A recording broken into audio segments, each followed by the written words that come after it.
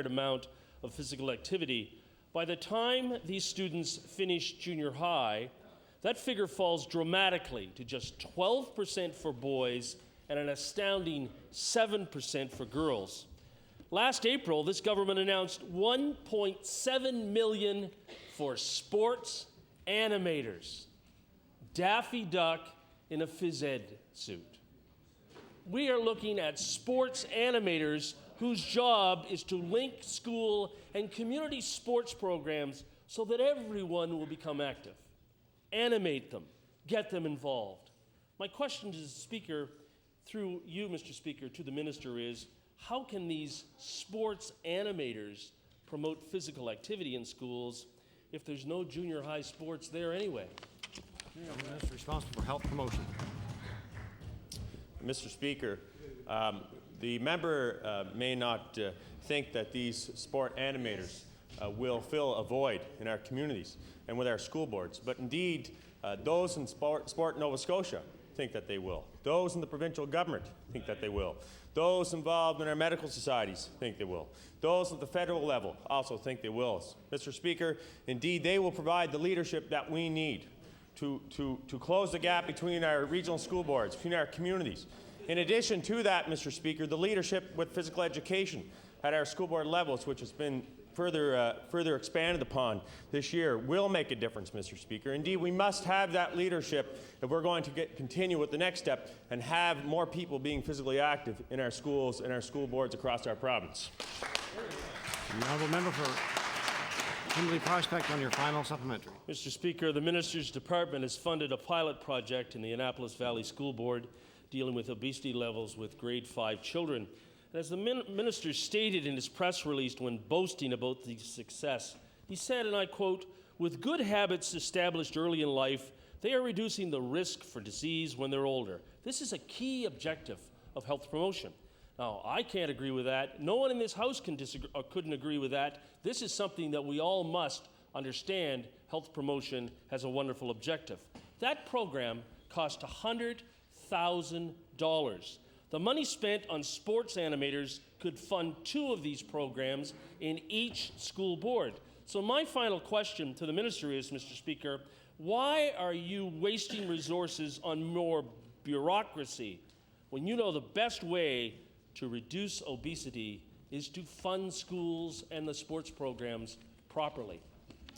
The Minister responsible for health promotion. Mr. Speaker, what I know is from doing the appropriate research. What I know, Mr. Speaker, is what doing that appropriate research has done is shown to us once again and emphasized the need for healthy eating in our schools, which we are investing in. The need for further physical activity, which we are also investing in. Working with our school boards, working with our communities and our business sector, Mr. Speaker. These are the types of initiatives we have seen, and that's why that pilot project in the Annapolis Valley is not only being recognized here in our province, it's being recognized across the country, Mr. Speaker. It's being recognized across the country as a step in the right direction. And, Mr. Speaker, indeed, increasing the physical activity through sport is one of those key things. But, Mr. Speaker, I stand by the sport animators. I believe they'll do an excellent job, and I believe that the NDP should give them an opportunity to show what they're capable of doing in our communities, Mr. Speaker. The honourable member for Preston. Mr. Speaker, my question is to the Minister responsible for the Workers' Compensation Board. 7,000 Nova Scotians are waiting for their chronic pain claims to be adjusted, and there may be more. The Workers' Compensation Board has budgeted $160 million for claims, but they are not sure if that's a true and accurate cost. The Canadian manufacturers and exporters claim could be as high as $1 billion. So my question to the Minister is, what will the real cost be to address this outstanding chronic pain claims? Honourable Minister of Environment and Labour. Mr. Speaker, in recent discussions with the Workers' Compensation Board, they're content that the $168 million that they've billed to cover this cost will be adequate. Honourable member for Preston on your first supplementary. Mr. Speaker, our overriding concern is justice for the workers, but there's also a cost to business. It looks like the Workers' Compensation Board is on the verge of needing another bailout because of Conservative government mismanagement, possibly a $1 billion bailout. This could bankrupt this province, or are they just going to cut off injured workers and say we're going to pay you no more claims because they have no more money to pay it? So my question to the minister is, when can we expect an accurate cost estimate for the cost of chronic pain? Honourable Minister of Environment and Labour. Thank you, Mr. Speaker. With the information we currently have, $168 million is the cost. And as the member opposite would know, that this was a Supreme Court decision, and we are following the Supreme Court's decision. Now, member for Preston on your final supplementary. Well, Mr. Speaker, workers suffering from chronic pain cannot wait any longer. The delays have been unbelievable, and business cannot afford more. If the government charge the business more for all the cost, this could result in layoffs, possibly business closures. Before the problem can be fixed, the minister must get a handle on the size of the problem. Will the minister commit to a total review of the actual cost, considering that the businesses, every time you increase cost of business, it means possible layoffs, and have a review begun immediately to establish these costs and taking into account these higher fees to business and possibly business closures due to these high rates? For Environment and Labour. Mr. Speaker, the Workers' Compensation Board is on track with the information that I have, and the estimated times to complete the claims that are in the system. Section 10E claims will be completed by the end of this year, 2005. The pre-Hayden claims will be completed by the end of December 2006. And workers injured after 1990 will be completed by the end of December 2007.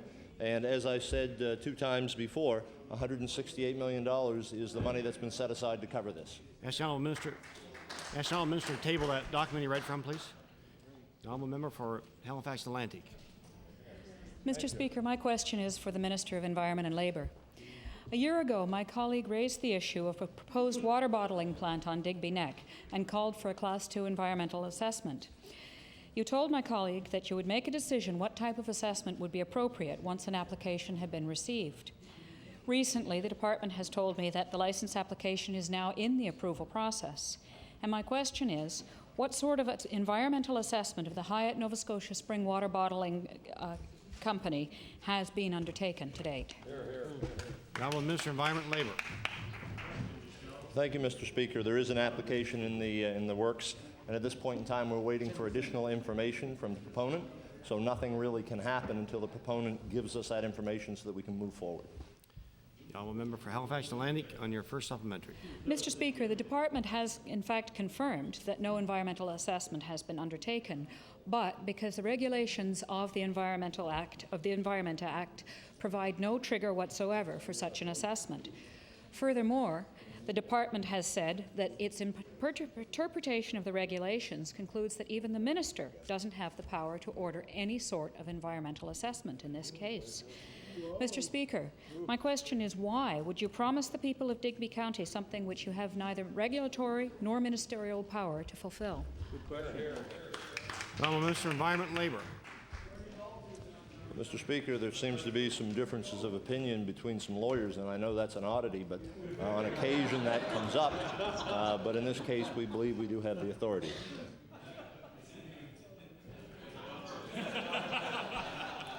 The Member for Halifax Atlantic on your final supplementary. Difference of opinion is going to be resolved in the right direction, because a key principle of the department's strategy is that water is to be treated as a resource to be valued, conserved, and carefully managed.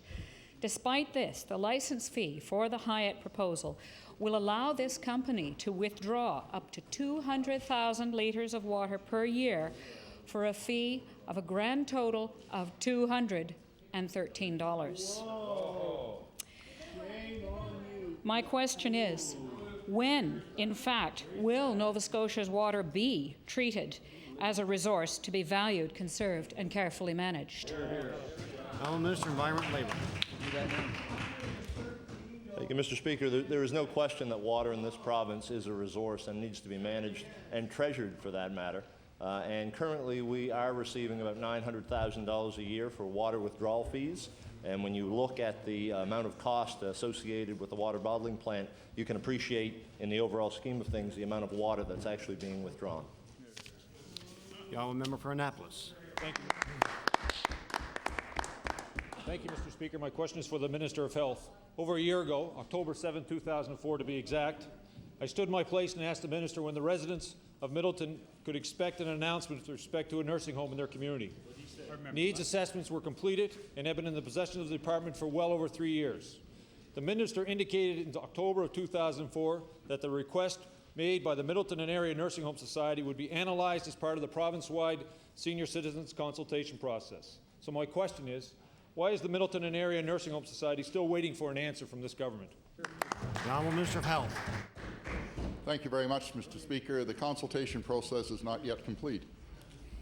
Member for Annapolis on your first supplementary. Thank you, Mr. Speaker. That consultation process was supposed to be completed a year ago. The government promised a strategy on positive aging last spring, and we've heard nothing. We have a government here that likes to meet, talk, analyze, and study. This government demands needs assessments from local groups, and at the end of the day, the community sees very little. So my question is, will the minister state today on what date the Middleton and Area Nursing Home Society can expect an announcement of a nursing home facility in Middleton? The Honourable Minister of Health. Thank you very much, Mr. Speaker. The honourable member is suggesting that we have not met a deadline. The consultation process with respect to continuing care, we indicated would be available in the spring. I expect later in this fall to have some interim reports. It will not be a final document. At that time, Mr. Speaker, we will have the information we need to do a complete evaluation of not just the numbers and locations of long-term care beds in this province, but the initiatives and policies that we will have to pursue in order to put in place appropriate home care facilities and the appropriate mix of long-term care facilities in this province. And I look forward, Mr. Speaker, to receiving that report and coming forward with recommendations and actions that will address everything that is identified in the report. The honourable member for Annapolis on your final supplementary. Thank you, Mr. Speaker. Let's try again. Middleton and the surrounding area is one of the few areas in this province where the population is growing, not declining. The evidence of need is obvious. You have a group of dedicated individuals willing and able to make this the best facility possible. So my question to the minister is, will the minister commit today that he will meet with the Middleton Area Nursing Home Society immediately after this fall session to discuss a future rollout plan for a nursing home in the Middleton area? Honourable Minister of Health. Mr. Speaker, the appropriate time for me to meet with any groups will be after we receive the consultation, and that consultation will allow us to develop the policies that we need to put in place so that we are, in fact, not just building nursing homes, but we are building the appropriate number of beds in a nursing home, and that we have the appropriate mix of beds within those facilities. That, Mr. Speaker, is required before we move forward. And I can tell you, Mr. Speaker, we're going to do this in a planned, methodical way, and we're not going to be like the leader of the third party announcing the re-expenditure of the offshore money several times, Mr. Speaker. He's already said that he would spend the $40 million, I think, 3 or 4 different ways. We're going to spend our money in a planned approach, Mr. Speaker. Now a member for Halifax Needham. Thank you very much, Mr. Speaker. Mr. Speaker, my question through you is for the Premier. Mr. Speaker, the Premier has frequently defended the massive increase in VLT gambling during his years in office by suggesting that illegal gambling would thrive if VLTs were banned. The Premier and his colleagues apparently assume that they have effectively closed the door on illegal gambling. So just to be clear, Mr. Speaker, I want to ask the Premier, will he tell Nova Scotians if indeed he's satisfied that his government has kept the door closed to illegal VLTs and have taken steps to prevent a growing appetite for gambling? The Honourable Premier.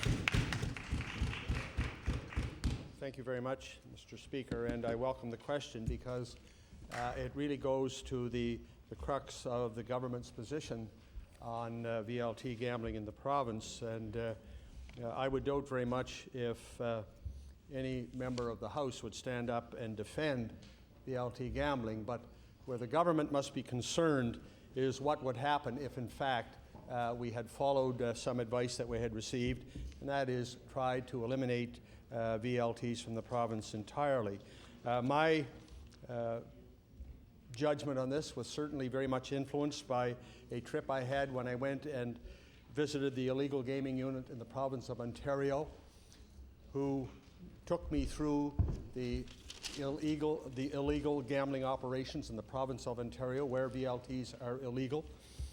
Illegal VLTs are alive and well in the province of Ontario, and the illegal gaming unit in the province of Ontario assured me that if we attempted to outlaw VLTs, that organized crime would very rapidly fill the void here in Nova Scotia. Member for Halifax Needham on your first supplementary. Thank you very much, Mr. Speaker.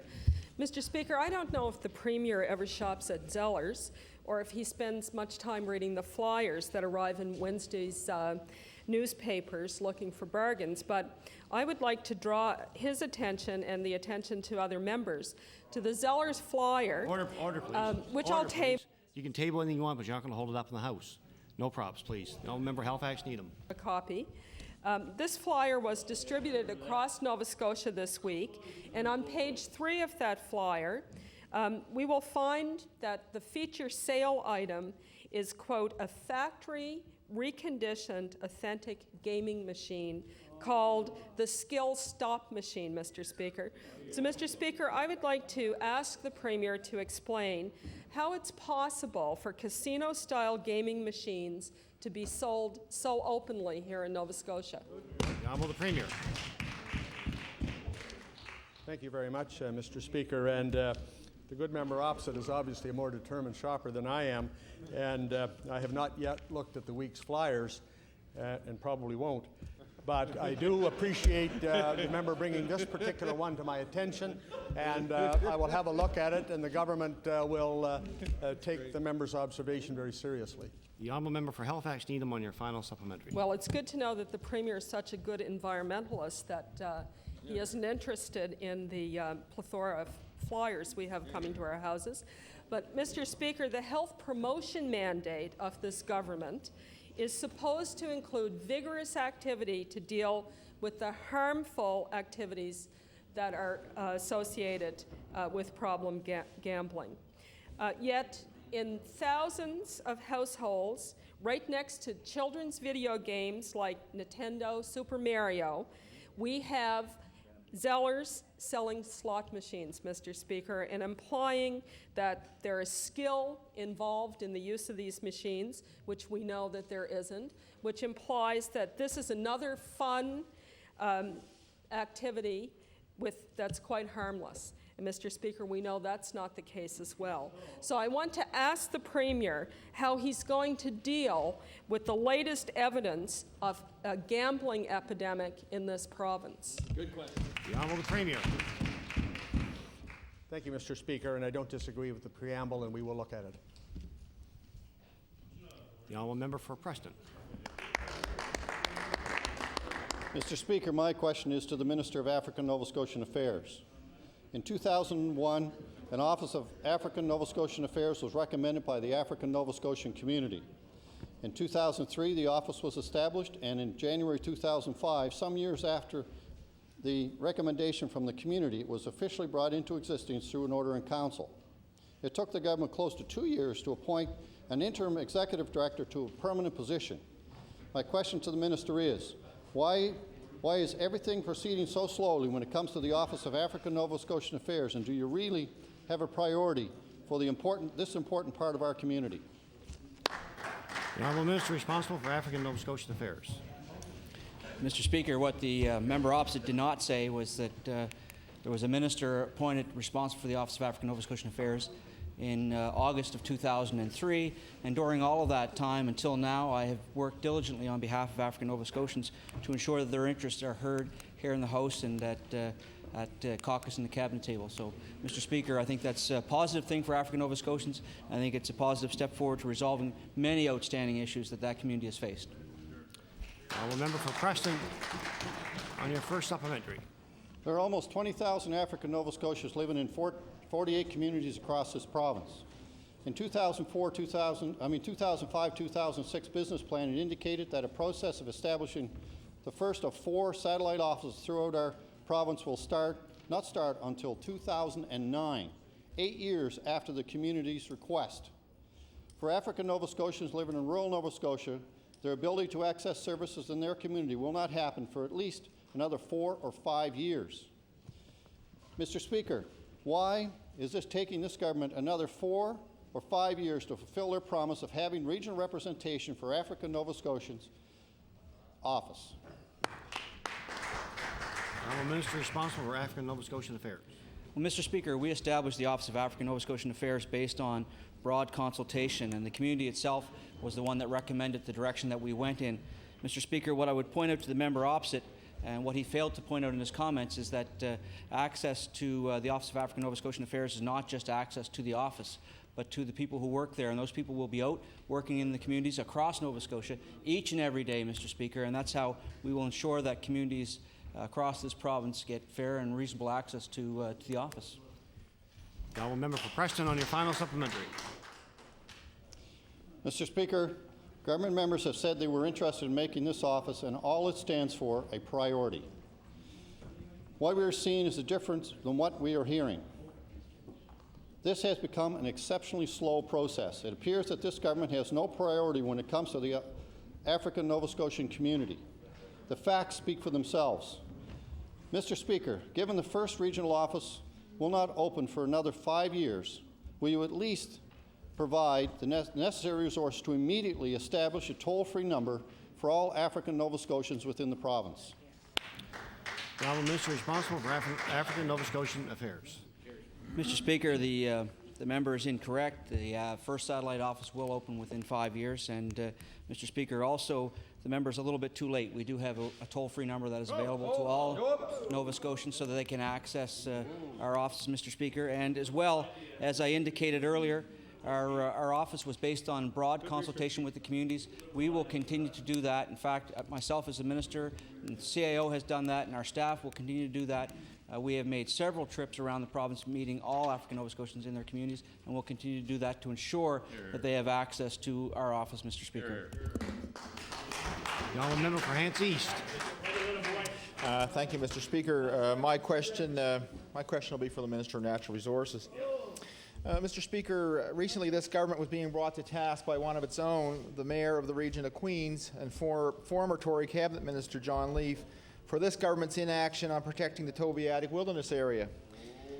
To quote Mr. Leaf, the government is dragging its feet. So I would have thought that this minister would have learned his lesson last spring when he tried to list the sanctuaries and wildlife management areas that the people of this province, and particularly in rural Nova Scotia, are serious about protecting. And he would have tabled a report that respected that fact and that lesson, Mr. Speaker. So my question to the minister, why did he produce a weak and evasive report that fails to protect the areas like the Tobiatic from ATV traffic? The honourable Minister of Natural Resources. Thank you, Mr. Speaker, and through you to the member opposite. I would like to inform the member that yesterday after question period, I had the opportunity to meet with the Ecology Action group. I met with 4 members of those people, and we had excellent dialogue. They gave me some points that they asked me if I would review. I made a commitment to that group, Mr. Speaker, that I would address that. And they're in the audience today, Mr. Speaker. And I'll make the commitment here again on this floor that we will address those. But, Mr. Speaker, we have laws in this province, and my enforcement officers are out there enforcing those laws now. Mr. Speaker, since June 1st, 231 offenses have been laid since June 1st, Mr. Speaker, on the Off-Highway Vehicle Act. Now, member for Hants East, on your first supplementary.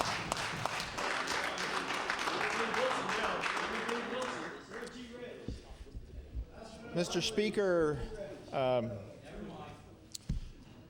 Mr. Speaker, he's a minister. I'm not sure why he's getting so exercised. You think the opposition would be. In this government's so-called plan on off-highway vehicles, there are many things that they fail to do, including protecting the interests of private landowners. One of the recommendations of the task force that they refuse to implement deals with the need to seek written permission from private landowners for ATV access to their land, as well as the requirement for a visible license plate. with roughly 75% of lands in Nova Scotia in private hands, this seems to make a great deal of sense. So can the minister explain to the House why he believes the right of ATV users supersedes those of private landowners in Nova Scotia?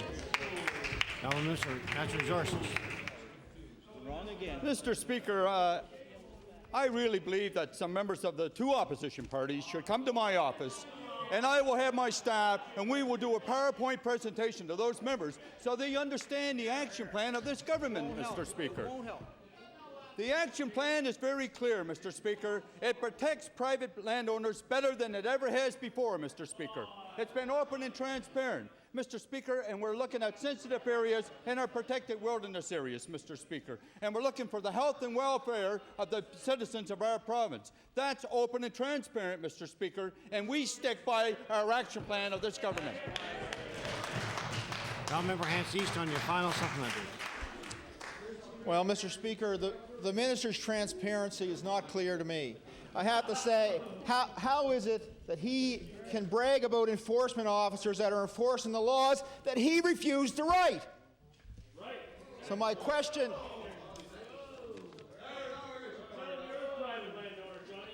My final supplementary, Mr. Speaker, will go to the Premier. The task force spent over the equivalent of over 1,000 working days meeting with various stakeholders before completing their report.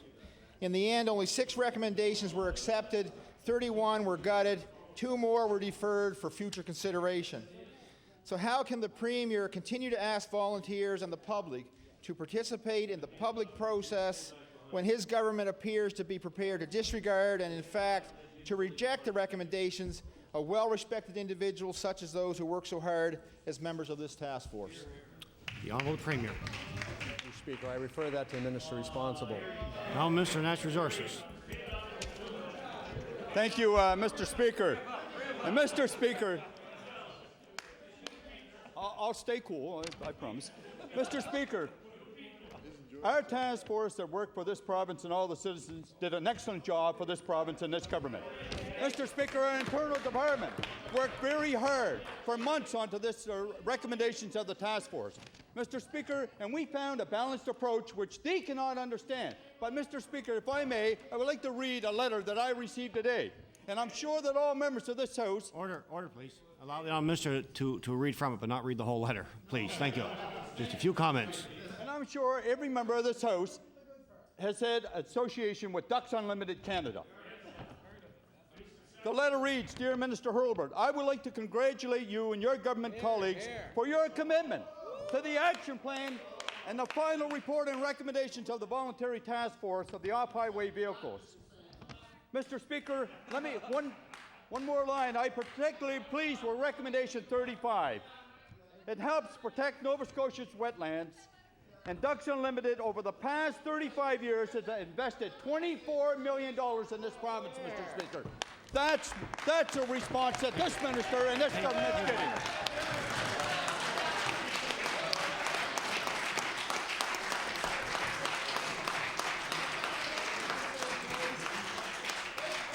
Now, member Cape Breton West. Order, please. Order, please. Now, member Cape Breton West. Thank you, Mr. Speaker. My question is not for the Minister of Natural Resources. My question is for the Minister of Education. Recently, Mr. Speaker, the Cape Breton Victoria District School Board announced that 4 schools within its jurisdiction were up for review for possible closure. One of those schools is the Marion Bridge Elementary School. I would ask the Minister if he is aware of that particular situation with the board, and has he or any officials within his department had any discussions with the board on these proposed school closings? Minister of Education. Mr. Speaker, I am personally familiar with the Marion Bridge School, and a number of years ago had been in it. Mr. Speaker, from time to time, under the Education Act, and is controlled under the Education Act, if boards, for one reason or another, think that certain schools are becoming surplus to their needs, and I'm talking normally because of declining enrollment, then there is a process which the board has to follow, which includes community consultation before any of this process or before any closure or decision can be made. In the case of the Marion Bridge School, the school board has designated schools. There are 4 in the Cape Breton Victoria School Board. By the way, that decision is not final, and the honourable member did mention this to me the other day. I did go to my department. I have not heard back now, but I do know that in the case of the Marion Bridge School, one of the points that he raised, which I'm sure the board will take a look at, is that the population of that school actually has increased this year. West, on your first supplementary. Thank you, Mr. Speaker. The minister is absolutely correct. Not only has the population of the school increased this year, but it's projected to increase again next year from 98 to 112.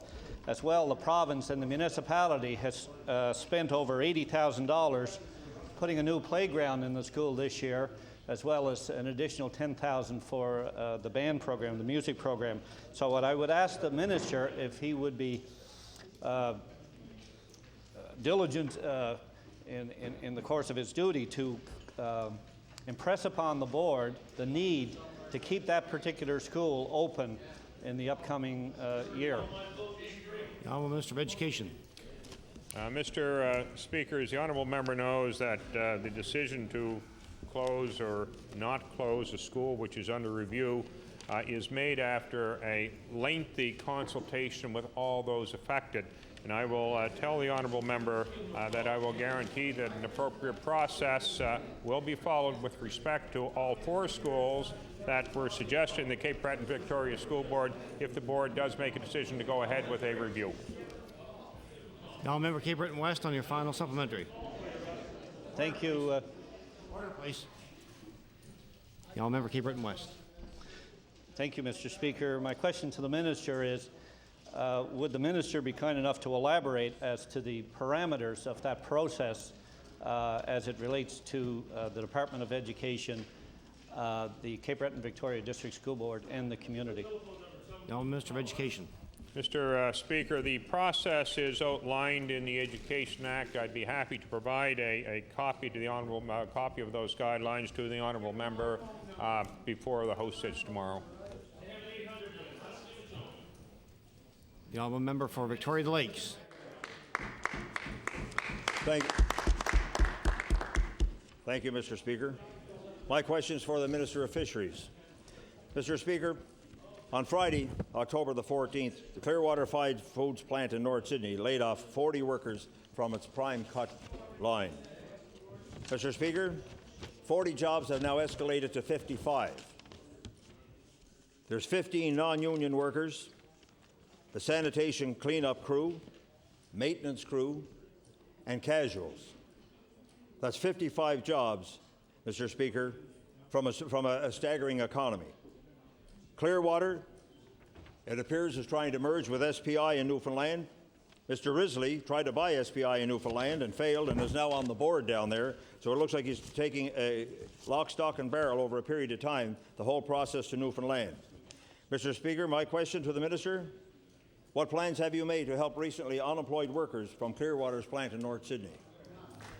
Honourable Minister of Agriculture and Fisheries.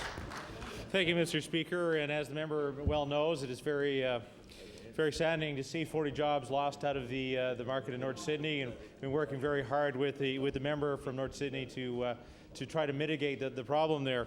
As the member opposite knows, the prime cut operation had been shut down due to cost competitiveness is there. They weren't able to process that product at a reasonable rate, and it was decided that there would be 40-odd jobs lost at the North Sydney site, as well as 26 jobs in Grand Bank, Newfoundland. Honourable member for Victoria Lakes, on your first supplementary. Mr. Speaker, this government has recently given $3.5 million to Ocean Nutrition Canada in Dartmouth, another company of Mr. Risley, and it was announced as a business decision. And I'm wondering, did this government ask any business decisions in favor of the 40 workers who were laid off in return for the $3.5 million rather than just give it away? And Mr. Speaker, I have to, having Newfoundland roots, I have to compliment the Newfoundlanders because, oh man, they're some good at getting us the money for the offshore oil, and now here they are they got a better business deal in processing our clams in Newfoundland. There's some good, Mr. Speaker. So, Mr. Speaker, I'd like to know, what does this government expect in return from Ocean Nutrition and Clearwater for the jobs that are lost, or have they made any business decision? Minister of Agriculture and Fisheries. Thank you, Mr. Speaker. And I'll start off by saying what we do want from Clearwater right now is to maintain the jobs that are left in North Sydney, to make sure that the canning operation is maintained and expanded as they feel that that market should expand into the future. And we hope that more jobs will be created in North Sydney. As far as the ocean nutrition piece, I would refer that to the Minister of Economic Development. Order, please. No, Minister of Economic Development. Thank you, Mr. Speaker. And Mr. Speaker, what I can tell the House is on this side of the House, we know the difference between $830 million and $640 million on the offshore agreement. I can also tell the member opposite that Ocean Nutrition will create over 500 new jobs in Nova Scotia and protect 167 jobs in rural Nova Scotia and Mulgrave and other locations, and that's very positive for the economy of Nova Scotia. Member for Victoria Lakes, and your final supplementary. And Mr. Speaker, I'll respond to that by saying that this Newfoundland-rooted person knows Buddy well. He can thank Danny Williams. Mr. Speaker, the MLA from Cape Breton North has been referred to as the Minister of Fisheries is working with him to do what he can for these workers. Mr. Speaker, the Minister from Cape Breton North has known about this since March. The plant was 40 jobs. The Minister from Cape Breton North has said, on one hand, I'm going to find jobs for the 40 workers. On the other hand, he says he can't interfere because it's a business decision. In between the two hands, Mr. Speaker, he has presented a document in the House of 2,500 names on a petition in favor of these workers. Now, Mr. Speaker, I'm going to apologize before I say what I'm going to say. Order, please. But I'm going to refer. Order, please. I want to refer the minister.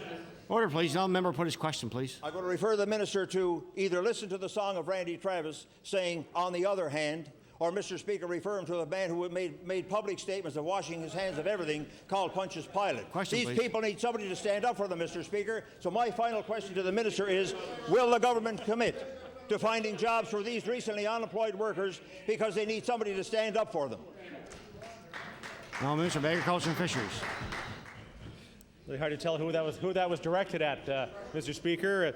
Quite honestly, that of course this was a business decision. We were working hard to make sure that the operation in North Sydney does continue, that it does thrive by the long and hard work by the minister from Cape Breton North. We will make sure that all our agencies are on the ground to make sure that these workers will be protected into the future. The honourable member for Cole Harbour Eastern Passage. Thank you, Mr. Speaker. Mr. Speaker, my question is for the Minister of Environment.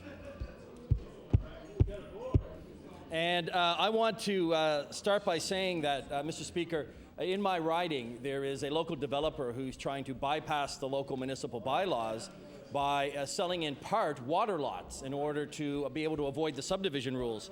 And Mr. Speaker, this is on Cow Bay Lake in my constituency. Well, Mr. Speaker, this is an important watershed in the HRM area because many of the lakes in the Dartmouth area, and to name a few, Morris Lake, Bissett Lake, and Russell Lake, flow into Cow Bay Lake before it leaves into the ocean, Mr. Speaker. And so this is a watershed that has come under extreme pressure in the past number of years with development around those lakes. I want to ask this Minister of Environment, can he tell us what is he prepared to do to ensure that a local developer is not able to sell off water lots that are probably Crown land? The honourable Minister of Environment and Labour. Probably. Well, thank you, Mr. Speaker. I think one of the comments made was that we have a developer who is trying to go around municipal bylaws, and certainly that's an issue that can be dealt with, but not directly dealt with by me. But we are certainly looking at making sure that developers act responsibly, and with regards to water lots or crown lots and those types of things, certainly the legal people would take a look at that, and I believe there is some correspondence that has gone to the honourable member to give him some advice in that direction. Member for Cole Harbour Eastern Passage on your first supplementary. Mr. Speaker, and I'm going to table that correspondence. The minister was good enough to send me a letter. This is an issue, Mr. Speaker, because the letter itself does say that this is clearly Crown land. My concern, Mr. Speaker, is that saying it's Crown land and taking positive action to protect it is a different thing. And while this letter clearly states that we believe this is Crown land, the problem is this developer is still advertising. This developer still has signs up selling these lots. And I guess my question to the minister is, what positive action is he prepared to take beyond writing a letter saying, don't worry, it's our land, it's Crown land? I want to know what positive action this minister's department is prepared to do to stop this developer from advertising and trying to sell these water lots. The Honourable Minister of Environment and Labour. Thank you, Mr. Speaker. I can certainly assure the member opposite that the minister responsible for Crown land and I will discuss this issue and get back to him with our results. Member Cole Harbour Eastern Passage on your final supplementary. Thank you, Mr. Speaker. I want to go to the Minister of Service Nova Scotia, who I believe is in charge of the Registry of Deeds, because this has become an issue because the developer has actually filed with the new Registry of Deeds electronic system an affidavit saying that this is his, that he owns this water lot, claiming a pre-Confederation grant. But the point is that under the Registry of Deeds, there's going to be a dispute. Someone's going to buy these lots, and they're going to argue that they've bought a legitimate lot, and under the Registry of Deeds, there's clearly some sign that this developer has a claim to this land. And that concerns me. It's going to result in a lot of legal wrangling over a lot of years. So I want to ask the Minister of Service Nova Scotia, what can he do to ensure that the Registry of Deeds cannot be used as a means to try and make unsubstantiated claims on Crown land? Now, Minister of Service Nova Scotia and Municipal Relations. Mr. Speaker, filing of such a claim does not create a legal right to a property owner. There's still a requirement for purchasers to hire a lawyer, ensure that clear title is there. That exists now, Mr. Speaker. What I will say to the member opposite, though, there is a requirement for all developers to follow all laws in the province of Nova Scotia, and if there is a loophole, we'll find ways to close those, Mr. Speaker. The honourable member for Digby Annapolis. Thank you, Mr. Speaker. Mr. Speaker, my question is for the Minister of Economic Development. Mr. Speaker, in July of 2005, J.D. Irving Limited announced the closure of their Weymouth sawmill, Weymouth, Nova Scotia. This closure will negatively affect the lives of the people in Weymouth and the surrounding communities at the end of this month. My question to the Minister is, what steps have been made by your government to help the almost 40 people that will lose their jobs due to the closure of this sawmill? Honourable Minister of Economic Development. Thank you very much, Mr. Speaker. And Mr. Speaker, the member is correct. It's very unfortunate in any community, and especially a rural community, when jobs are lost. Certainly, J.D. Irving's a private company, and the business case was tough for them on the operation there. Certainly the resources of our department are there, and we are working with groups in the local community looking at other opportunities, and will continue to do so. Now, member for Digby Annapolis on your first supplementary.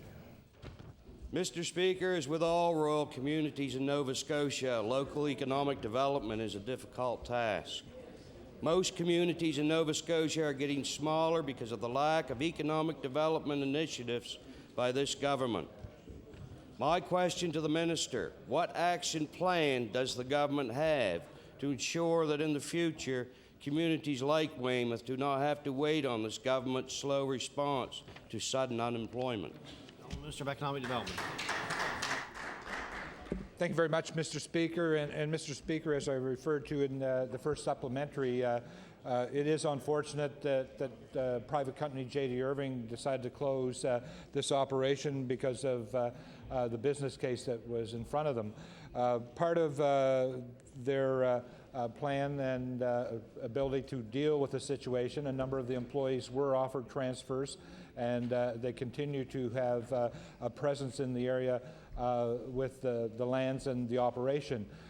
We at Economic Development are working with local authorities, our staff, continuing to seek other opportunities and avenues of employment for the people involved, as all rural communities.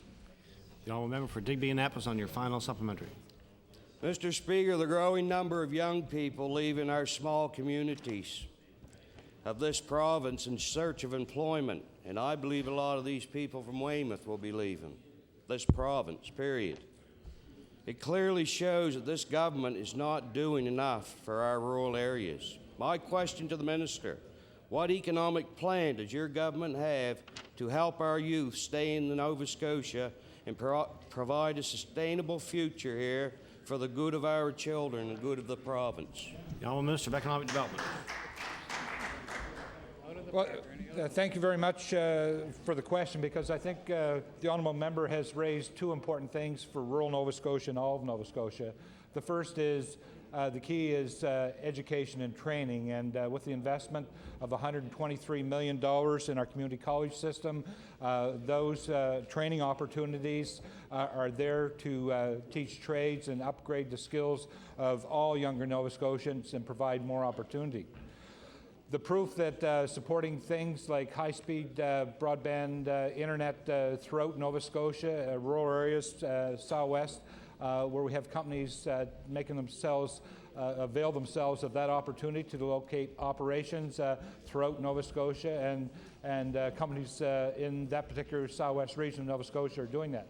It has created the situation, Mr. Speaker, as all members of the House realize, the lowest unemployment rates in Nova Scotia in 30 years was recorded last month. I would say the plan is working. Young member Cape Breton West. Thank you, Mr. Speaker. Mr. Speaker, my question is for the Minister of Environment and Labour. In the mid-1970s, Mr. Speaker, the province of Nova Scotia expropriated some 3,000 acres for the construction of a steel plant in the village of Gabrousse. Since then, that obviously hasn't materialized, but the province has put that particular piece of real estate under the Protected Places Act. And as a result of that, many of the local residents are now prohibited from traveling to what's once known as Gull Cove Village, or the original Gabrousse Village. It was the first village in that area prior to the existing Gabrousse Village, and it was abandoned in the 1920s. My question to the minister is, why is his department now prohibiting local residents from being able to traverse that particular roadway going from the existing Gabrousse Village to the Gull Cove Village, which is about 5.5 miles long? The Honourable Minister of Environment and Labour. Mr. Speaker, the reason for that at this point in time would be that in 1998, please. The Honourable Minister of Environment and Labour. An act was passed in this House that prohibited that from taking place. Certainly there are some considerations that could be made or might be made in the future with regards to a throughfare road if we had a group of citizens who were willing to enter into an agreement with the department with regards to monitoring and maintaining the road and committing to do any activities and remain on the road. I'll member for Cape Breton West on your first supplementary. Thank you, Mr. Speaker, and I thank the minister for his response. Unfortunately, approximately 1 month ago, the minister sent a letter to the local residents indicating that they would not be able to travel that using their four-wheel drives or ATVs or what have you. In light of the fact that there is some consideration for community groups to be able to take responsibility with the collaboration and support of the department, will the minister be kind enough to direct his staff to once again visit the issue with local residents, the local residents group, in an effort to be able to resolve this issue? The Honourable Minister of Environment and Labour. Yes, that's certainly something that I will commit to do. The Honourable Member Cape Breton West on your final supplementary. Yes, thank you, Mr. Speaker. As well, on that particular issue, it's important to note for the record that the province and the federal government has allocated a considerable amount of money dating back as far as 1999 to keep that road upgraded. And I would ask if the minister would again impress upon his staff when visiting this issue the need to keep the status quo as the residents, particularly senior citizens who like to revisit Gull Cove daily on this particular issue. The Honourable Minister of Environment and Labour. Thank you. We certainly will take that into consideration when we do the review, Mr. Speaker. Thank you. The honourable member for Pictou West. Thank you, Mr. Speaker. My question is to the Minister of Agriculture and Fisheries. Mr. Speaker, last week in the media there were reports concerning the potential for Hunt Oil to do seismic testing off Cape Breton. The problem is I see it, these oil companies that want to do the exploration turn to the Nova Scotia Offshore Petroleum Board and apply for permission to conduct these surveys, but there does not appear to be any balance when it comes to the people that are involved in the fisheries. So my question to the Minister, what are you doing to balance the concerns of fishing interests with the demand for oil and gas exploration in our offshore areas? Now, Minister of Agriculture and Fisheries. Thank you, Mr. Speaker. And the question is a valid one that we watch on a very closely basis. But as you underlined in your question, that is a matter of the CNSOPB, and it might be better to ask the Minister of Energy, as we discuss this quite often. Order, please. The honourable Minister of Energy. Thank you, Mr. Speaker. And I want to assure the honourable member that we have been very mindful of the impacts on the environment and the fishery, as well as the fact of recent reports that something's being fast-tracked when that's just not the case, Mr. Speaker.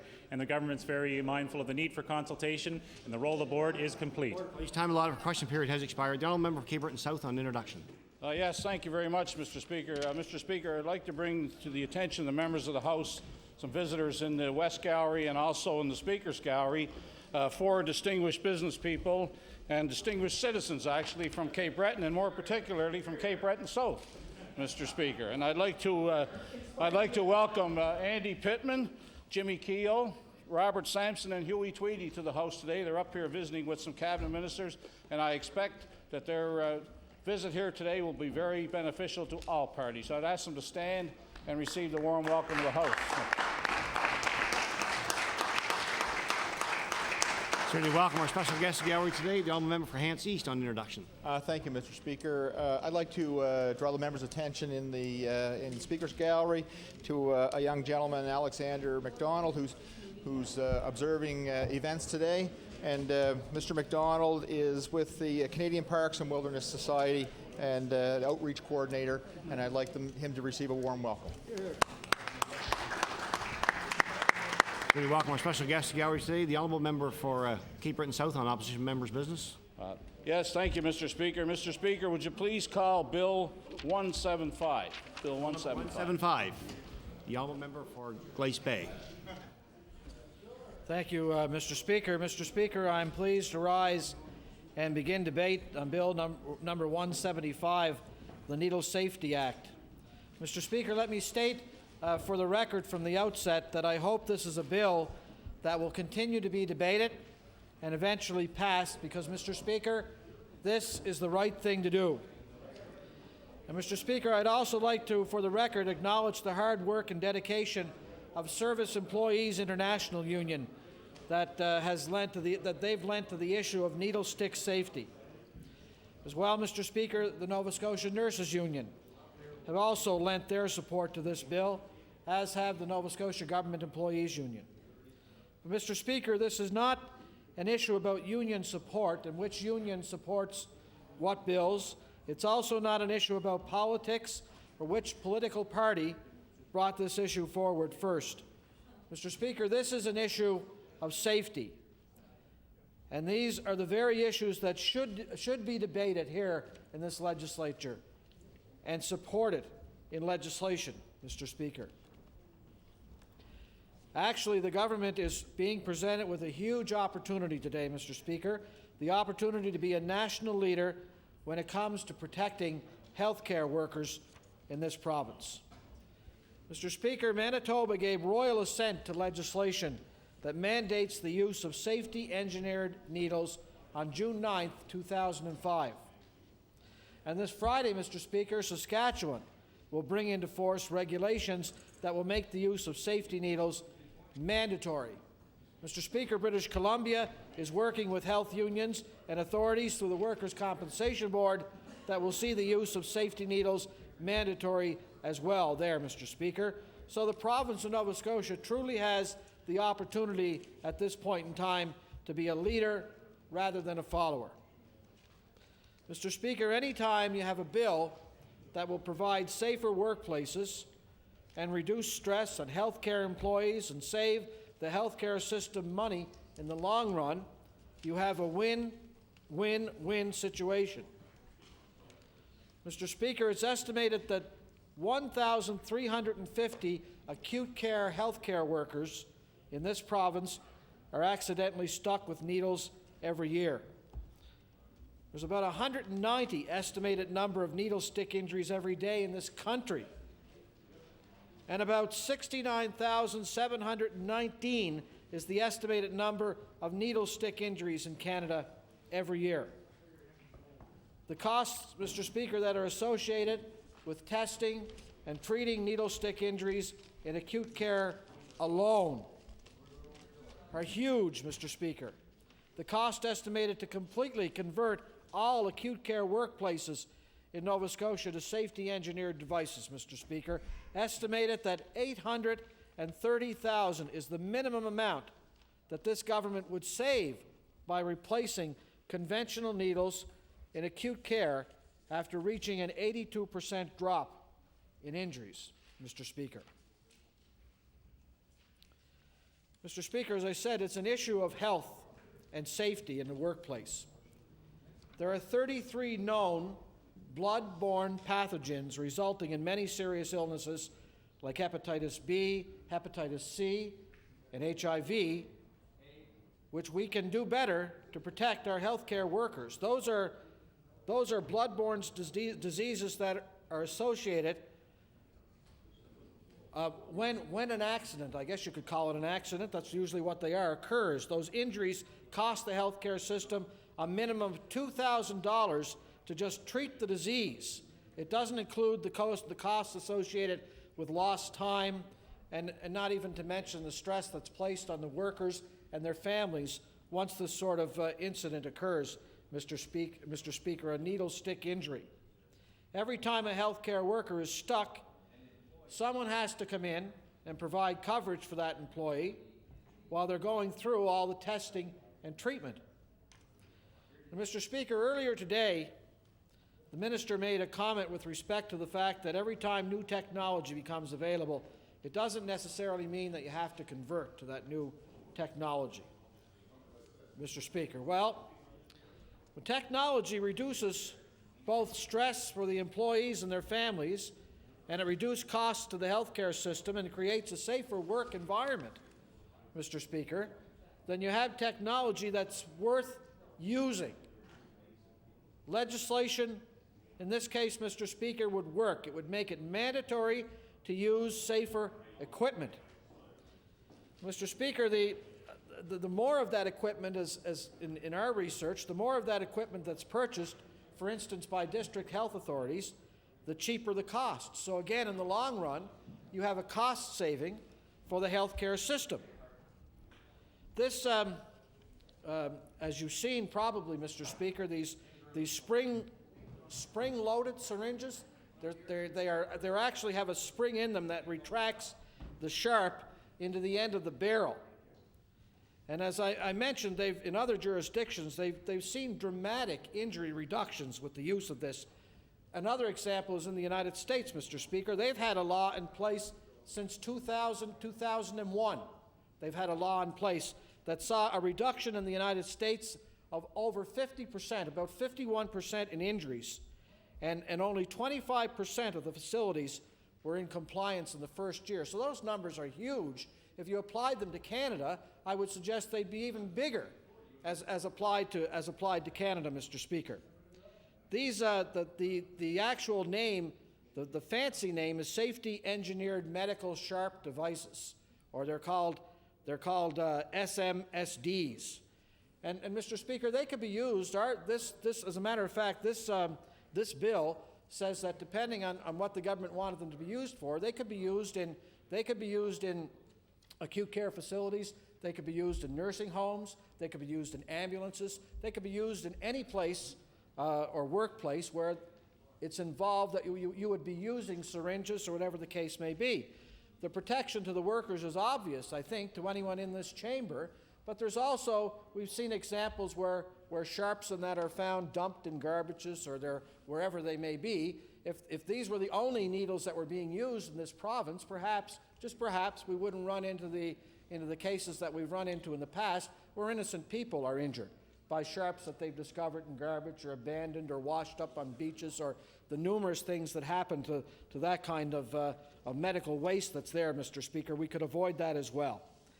And I'm not a big, sometimes, Mr. Speaker, in making an argument, you can lose an argument by using a lot of numbers, but the numbers alone that are used here, with only about a $1.3 million investment, the estimated cost that would completely convert all acute care workplaces in this province to safety-engineered devices. With that cost alone, as I said, the minimum estimated amount that the government will save by doing that is about $830,000 a year. And that over, as you can see, you don't have to use your brain too much to understand that after a while that would translate into a huge long-term saving, Mr. Speaker. As I mentioned, it's not a question that we're looking to see what union came forward first, what political party put forward this issue first. This is an issue that makes common sense, and this is an issue that anyone involved in the industry will tell you, as the Service Employees International Union has said, as the Nova Scotia Government Employees Union has said, the Nova Scotia Nurses Union has said, this is an idea whose time has come in this province. We need not lag behind the other provinces any longer. We've been told, it's been proven, we have the facts that this will work. This will save lives. This will make it safer for the workers in this province to be in a healthcare industry workplace, and at least have some assurance that at least one part of their job will be safer, that they probably will not be stuck by a sharp during that job because of the use of these safety devices, Mr. Speaker. It's again a huge opportunity for the government today to take a stand here and say we're moving forward. And Mr. Speaker, if that means that we move forward in another way, then fine. Tell us which way we're moving forward, when we're going to get there, and when eventually this province is going to make mandatory the use of safety-engineered needles, Mr. Speaker. That would make us as a caucus, that would make us as individual members of this legislature very happy indeed, Mr. Speaker. We'd love to hear from the government today, which of course we will shortly. Mr. Speaker, do I have any time? How much time do I have remaining? Mr. Speaker, the time has passed. I could keep going, but I was waiting for the Speaker to... Yes, it is. Time has expired. Well, thank you, Mr. Speaker. Just in closing, let me say this legislation makes sense. Thank you, Mr. Speaker. Yes. Recognize the Minister of Environment and Labour. Thank you, Mr. Speaker. I'm very pleased to stand and say a few words on what certainly is a very serious and topical issue. I also will be sharing my time with the Minister of Health. And I heard about this issue many years ago, and it was something that surprised me. I didn't work in the health field, and when I realized that needle sticks were such an issue in the healthcare industry, it was really quite surprising because as someone who wasn't involved, I just assumed that everything would be taken care of in a manner in which needle sticks wouldn't be an issue, wouldn't be a safety concern, wouldn't be a hazard among employees, and realized at that point in time that they were, and that was quite some time ago, as I said. This was brought to the department's attention by an industry group made up by major manufacturers of medical devices and by some of the unions in the healthcare sector in summer of 2003. And certainly from a departmental point of view, we considered this to be a very significant issue and considered it to be significant enough to warrant bringing it to the attention of our Occupational Health and Safety Advisory Council. And that's a council that's been put in place with joint representation to give advice on legislation and on matters similar to this. So the council has a number of items on their agenda, and this is certainly one of them. And they are doing some work, I guess, from my point of view, and have been looking into this very serious issue. I advised the advisory council that the national group called the Alliance for Sharps Safety and Needle Stick Prevention, and they have been gathering information and doing some research to ensure that we have all the latest information that's out there. And certainly this Alliance for Sharp Safety and Needle Stick Prevention is drawing national attention to the issue, and that's certainly something that is important when you look at something that is of significance and of this magnitude. The Alliance wishes to minimize injuries in the healthcare setting from needles and sharps, and that's really what we're looking at, and we certainly want to be able to do that. Certainly commend them on the initiative that they've taken. They've been very professional. They've certainly turned out some very informative information, a packet of which I believe everybody was handed today and has in their possession, and has some of that information earlier as well. We can also always raise the profile of health and safety in the workplace, and anytime we can do that, that's a very positive thing.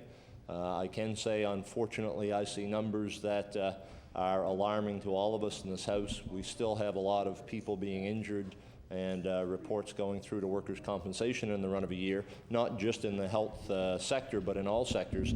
And I think we run around 37,000 injuries or recorded injuries in the run of a year, and of those 9,000 are lost time in the province of Nova Scotia. And we don't have a large workforce.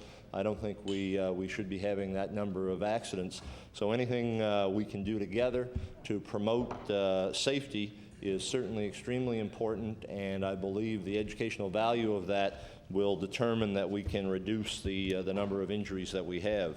So creating the awareness about hazards certainly makes companies and individuals look at additional hazards that we have in the workplace. And of course, one of the things you have to do before you can work to prevent a hazard or control a hazard is identify it.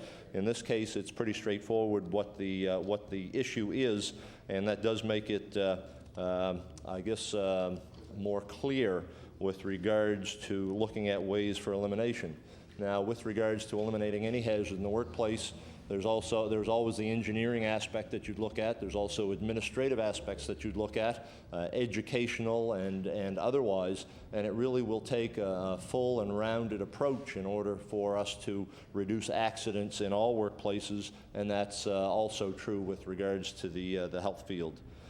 In September of 2003, the Occupational Health and Safety Division issued a hazard alert on needle sticks, and that was something that is part of a program that we have.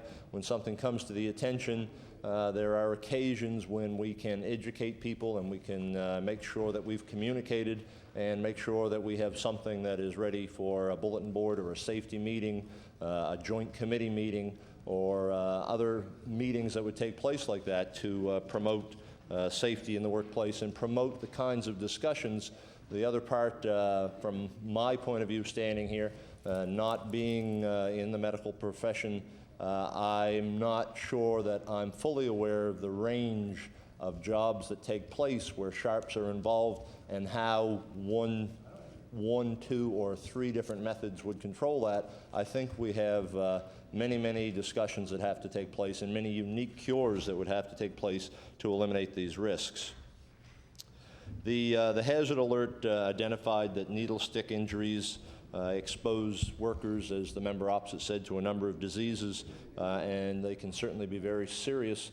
And this is something, and I think it's really worthwhile repeating, this is a very serious issue and needs to be looked at by all involved. Workers who come in contact with needles are always at risk, and I guess anytime you use something that can be hazardous, healthcare workers certainly are the first group that jumped to my mind the first time I heard about this many years ago. The groups that I didn't think of because I was, I suppose, naive at that point in time, thinking that the methods we had for containment of these sharps were foolproof or 100%. But I've realized since then that certainly cleaners and janitors and custodians and the people who handle this material and waste and get it to its final resting place are also people who can be exposed and at risk. So the hazard alert we've also put on the department website to make sure that it is even available to more people who might be there. We want to help employers and employees educate themselves on the issue. And as I said, there may be a number of other things that need to be done as well to ensure that we have all the information out there and that we have the people working in different areas looking at the best possible solutions and some of the unique solutions that I'm sure we wouldn't think of here today. I'm encouraged that the Occupational Health and Safety Advisory Council is reviewing the matter, and they are going to give some advice to me. We've compiled information on the frequency of needle sticks in the province by using workers' compensation data, and the numbers suggest that approximately 500 needle sticks occur each year in the province of Nova Scotia. And I believe that is corresponds with the member opposite's information and statistics. And for these Nova Scotians, we certainly know that we have to be looking into this issue.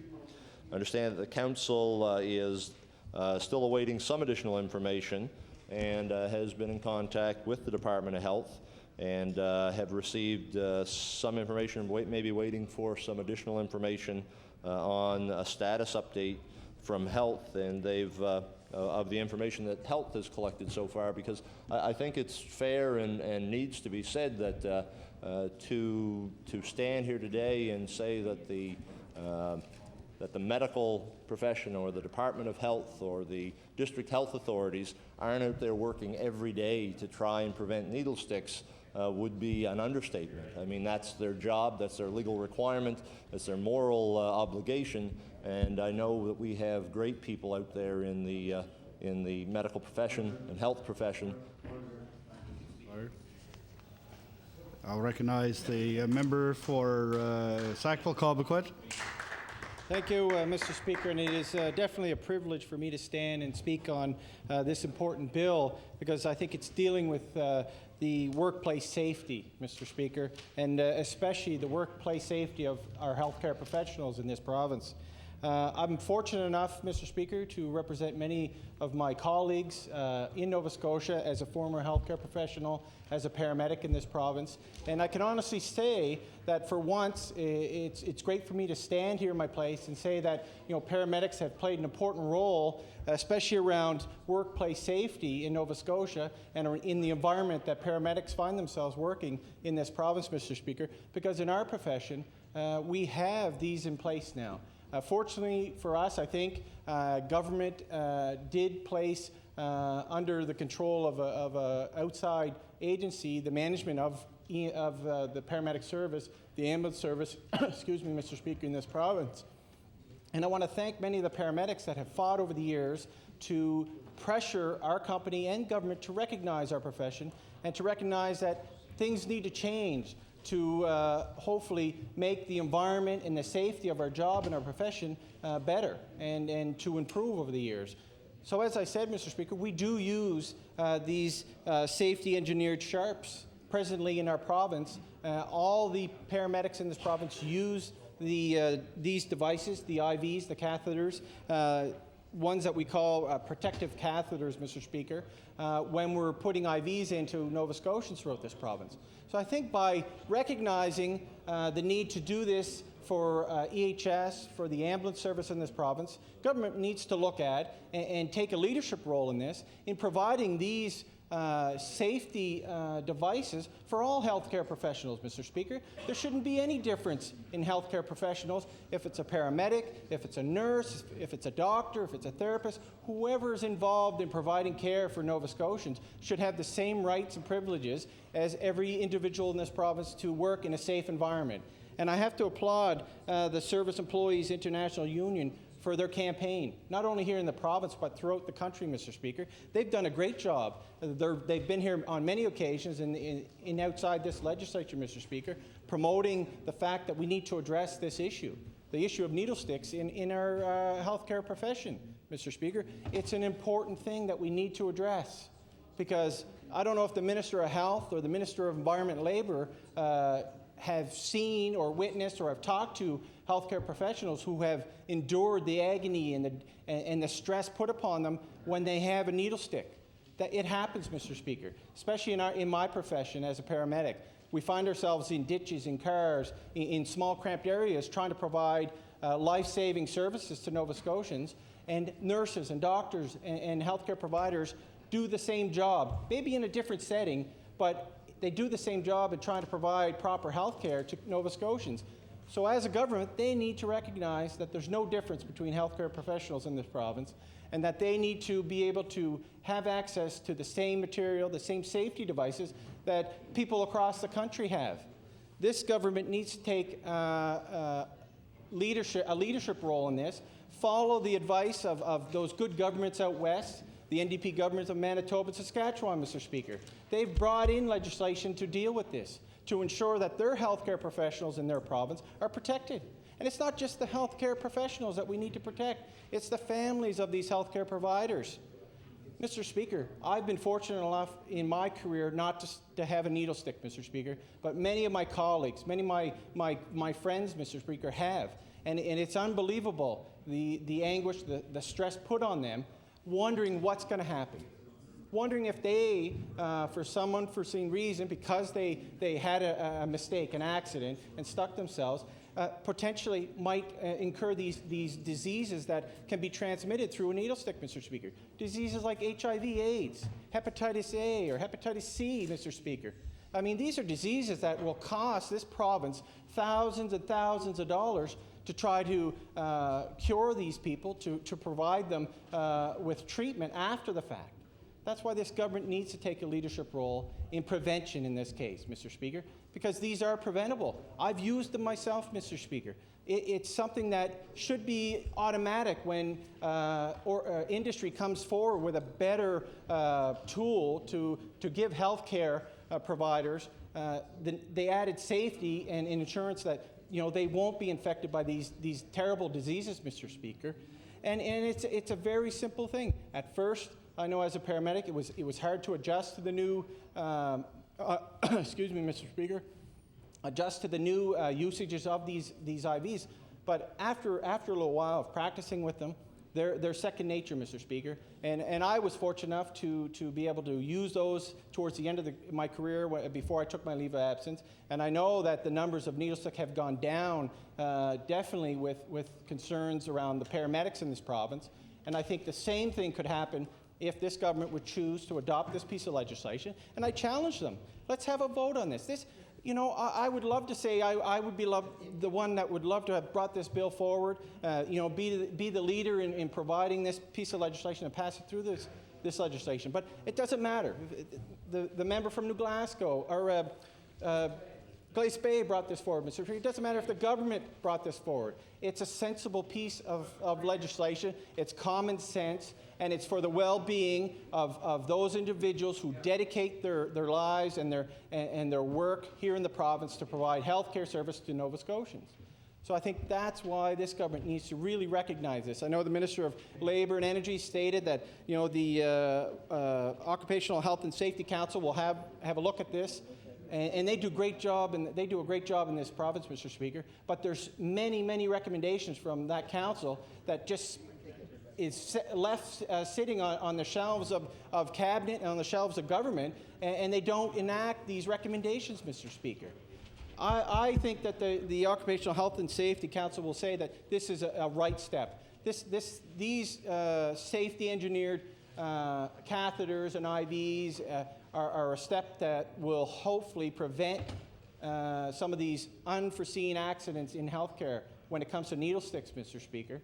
And if we can save one person's life, Mr. Speaker, or save one person's ordeal of dealing with the potential of inquiry, of obtaining one of these terrible diseases like HIV, AIDS, or Hep C, Mr. Speaker, then it's well worth the dollars. The minister from Glace Bay stated some of the quotes that the Service Employees International Union spoke about the amount of money that would be saved in healthcare if we could prevent some of these needle sticks in our province. And I think it is preventable, Mr. Speaker. And I know the paramedics support the use of these safety devices on our trucks, and they support it in our hospitals and in our clinics around this province. There shouldn't be any difference in the environment that healthcare providers work in this province, Mr. Speaker. And that's the frustrating part when you're dealing with the different aspects of healthcare and those professionals that do different jobs, is that there's always lines drawn in what they can have or what they can do. And I think this would cover everybody, Mr. Speaker. If it's good for the paramedics of this province to be protected in their environment when they're providing services for Nova Scotians and health care for Nova Scotians, then it's good for the nurses in our ERs. It's good for our doctors in our ERs. It's good for any healthcare professional that finds themselves using these devices. And I think it's upon this government to look at this, to enact bills and pass them through this legislature that encourages and promotes prevention and the safety of healthcare providers, Mr. Speaker, especially in this province. It's a big issue. Labor and the Minister of Labor and Energy, his whole job is to hopefully reduce, or a lot of his job is to reduce those accidents we see in our industries in the province and the costs that workers have on the healthcare system when they get injured. So I want to, again, I challenge the government to bring this back. Approve this piece of legislation. If you want to bring your own bill in and change it, I'd be more than happy to support this. Take our leadership role, follow those good governments out west, like the NDP government in Manitoba and Saskatchewan, and bring these safety devices in the use of our healthcare providers so that we can hopefully prevent even one person from having to deal with these terrible diseases that could occur if they have an unfortunate event like a needle stick, Mr. Speaker. Thank you.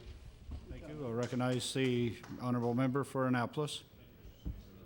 Pleased to stand and speak on Bill 175, the Needle Safety Act, and support my colleague from Glace Bay, who has done a great job of keeping this issue in the forefront and taking it forward, along with the support of the Service Employees International Union and the Nurses Union and unions across this province, and I would indeed say probably across the country who are pushing in favor of this legislation not only happening here but happening right across the country.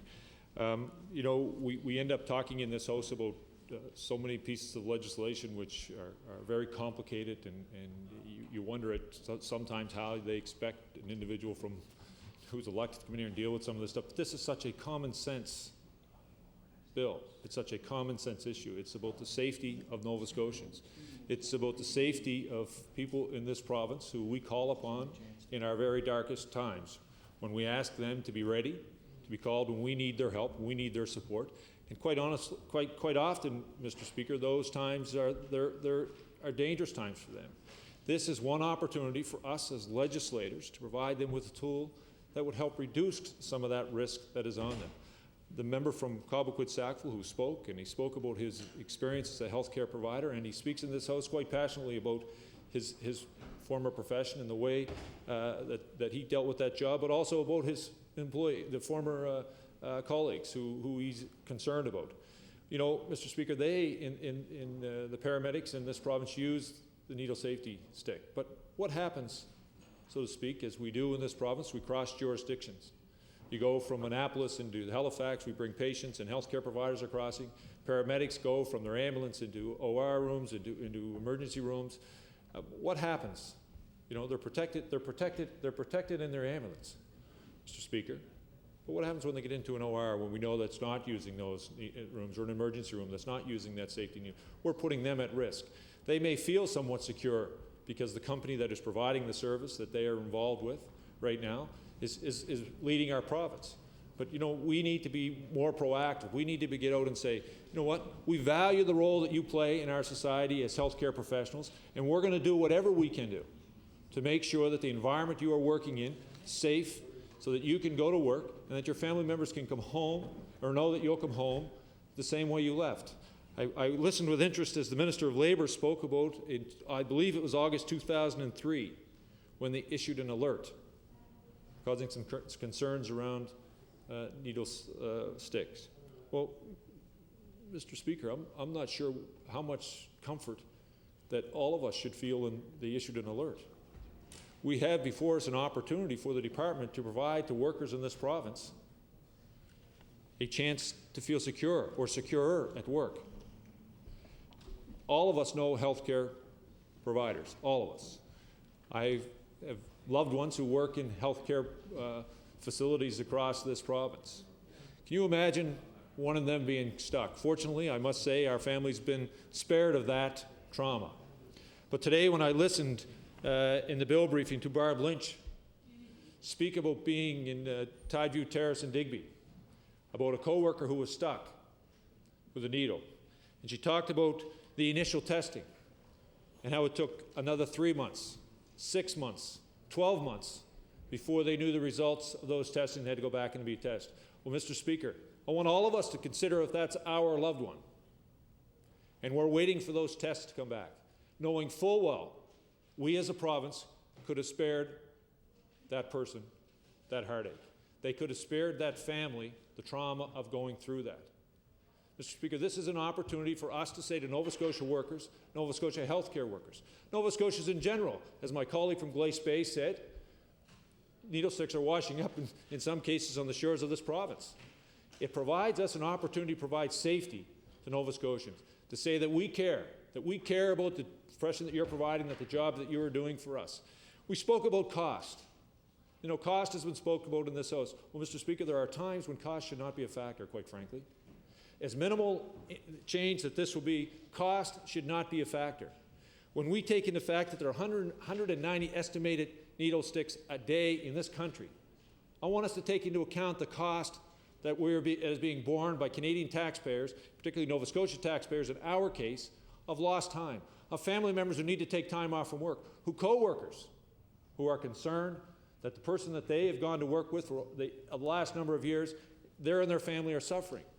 Well, that transcends through that whole environment, Mr. Speaker, and it ends up being that we as a society bore the cost, not only on the health side, but we do on the work side. We do on the fact that members of our community stay home from work because of the stress, because of the concern. You know, Mr. Speaker, we have an opportunity, as the member said, for us to be a leader in this country. And I hope, as we continue to move forward, we look at this. We spoke today, it was spoken today in the bill briefing that this would be a cost up front for the province of Nova Scotia of approximately $1.3 million. $1.3 million up front of a $3.5 billion budget, I believe, in the Department of Health, which has grown $1 billion since year 2000, 1999. It's a $1.3 billion investment to save $800,000 a year, Mr. Speaker. In 2 years, the taxpayers of Nova Scotia would have received back this initial investment, but equally as important, we would have sent Nova Scotia healthcare workers to work in a much more secure environment. You know, there's been some suggestion that we should leave this up to the district health authorities. Well, that's just completely unacceptable. This should be a policy which is spread across this province. It should be shown the leadership from the Department of Health, which should ensure that when a healthcare worker transfers from one district to another, that they are protected. That they know when a nurse in Annapolis arrives in Halifax caring for a patient in an ambulance, she will know that her safety will be as valued as much in Halifax as it is in Annapolis. And when an ambulance attendant arrives in any emergency room in this province, they will realize that we care about them as much in that emergency room as we do in the ambulance. Mr. Speaker, I've had the good fortune of working with the Minister of Health on the pharmacare issue. And I must say, and I want to say in this House how much I appreciate it. It's appreciated his support and leadership on ensuring that the issue that I brought forward to him around pharmacare was dealt with in a timely manner, because he believed that it was the right thing to do for Nova Scotians. And I believe that the Minister of Health is a very fair man. I've seen him operate in this House, and he shows as being a very fair man. The Minister of Labour, who I have dealt with, not in that situation. But I want to tell you, Mr. Speaker, I have confidence, and I would appeal to the Minister of Health's good sense, and sense that he believes in Nova Scotians and he does what's right for Nova Scotians.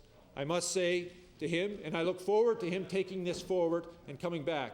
When you look at this bill is certainly in the best interests of Nova Scotians. Mr. Speaker, I would like to move second reading on this Bill 175, the Needle Safety Act. Recognize the Honourable Minister of Health. Thank you very much, Mr. Speaker, and I very much welcome the opportunity to speak on this legislation. And I understand I have limited time left, so I just want to say that, Mr. Speaker, we are cooperating and working very closely with the Occupational Health and Safety Advisory Council with respect to supplying them with the information that they need to make recommendations to us. And we are waiting for those recommendations from the Advisory Council. And if that recommendation is such that there should be legislation, then we will work very closely with the Department of Environment and Labor in formulating that legislation, and we will certainly take a look at the legislation the Honourable Member for Glace Bay brought forward. But we do want to have that consultation to be completed. However, I can tell the House, Mr. Speaker, that I have asked the Department of Health to be prepared in any event to come forward with policies that are appropriate to be employed throughout the healthcare system with respect to the issue of advanced technologies relative to the issue of needle sticks. And whether or not that there is legislation, I can assure the House that there will be appropriate policies put in place by the Department of Health with respect to this matter, and we will work toward that. I want to clear up one point where the Honourable Member for Glace Bay suggested that I had said earlier that we should not respond to new technologies. My statement, and I appreciate that he may not have understood it, but my statement, Mr. Speaker, was that we can't put forward legislation. Order. Time has expired. Thank you. I'll recognize. Thank you. I'll recognize the honourable member for Annapolis. Mr. Speaker, I call bill number 223, please. Bill number 223. Recognize the member for Preston. Thank you very much, Mr. Speaker. I raising this bill in support of the bill and the ever-growing energy costs we're facing in Nova Scotia today, and the fact that the Nova Scotia Power Corporation has already been granted one rate increase this year, and it'd be very unfortunate and very difficult for many Nova Scotians to pay for another rate increase in the same year. We realize, of course, that the Nova Scotia Power, like all of us, have factors that increase their costs as they do business. Unfortunately, with many people in the community, their income is fixed. Even as someone that's working, their income is typically fixed for the year. And if they're faced with another hefty increase in their power bills, along with the increase in gasoline prices and oil prices and property taxes and everything else that tends to go up every year, soon become in an untenable position that they can't possibly pay all the bills. And then what happens? Someone loses their home, which I've seen in my own constituency. If someone gets so far in debt that even if they win the lottery, they may not get out. What really happens? And then you look at Nova Scotia Power. Nova Scotia Power is a monopoly in this province. Absolute monopoly. They control the power, they control when you get it, the service levels you get, and everything else. And the service levels in the last couple of years, quite honestly, have been absolutely bordering on ridiculous, to say the least. And they haven't really provided the services that they should provide in a timely manner. So until they get those things addressed, and until they stop investing money outside of Nova Scotia that Nova Scotians are helping to pay for, and I'm not against the Nova Scotia Power Corporation expanding and growing larger as time goes on and becoming more profitable, I think that's important, especially if they can do it outside the province and help with the solid approach that's needed in Nova Scotia to give reasonable power rates to Nova Scotians. And not only that, but if you take, getting away from the families, if you take and hike power rates for businesses in Nova Scotia, they become less and less competitive. And if they're not competitive, they don't employ Nova Scotians. And then the Nova Scotians that are having a hard time paying their bills as it is may be faced with no job instead of a job that pays less than they would like to make. So it hits you both ways. It gets you in the pocketbook if you're for an individual on a modest income or even a reasonably good income, or worse than that, a senior or someone on a disability pension that's on a fixed income and couldn't possibly hope to get enough increase in their pensions to pay for the increased cost of power, what are they going to do?